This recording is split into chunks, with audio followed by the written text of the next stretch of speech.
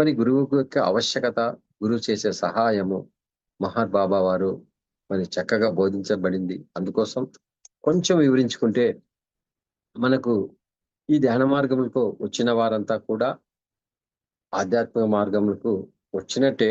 ఒక రకంగా చెప్పాలంటే మోక్షంలోనికి వచ్చినట్టే. మోక్షం అంటే దుఃఖం నుంచి శాశ్వతంగా మనం బయటపడగలనని చెప్పుకున్నాం.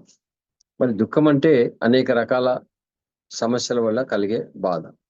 మానవుడు ఒకటో రెండో సమస్యలు కాదు, ఎన్నో రకాల సమస్యలుంటాయి. ఒకటి ఆరోగ్య సమస్య, కుటుంబ సమస్య, ఆర్థిక సమస్య, వయసు పెరిగినాక వార్ధక్య సమస్య, ఇరుగు పొరుగు వారితో సమస్య. ఇలా 1, 2 కాదు, కొన్ని వేల సమస్యలు ఉంటాయి. వీటన్నింటినీ మనము తట్టుకొని, సమస్యలు రావా అంటే ఏ గురువుకైనా ఉంటాయి, ఎవరికైనా ఉంటాయి. వాటన్నింటినీ శక్తితో అంటే బుద్ధితో మనము సాక్షిభూతంగా చూస్తూ వాటి నుంచి బయటపడాలి.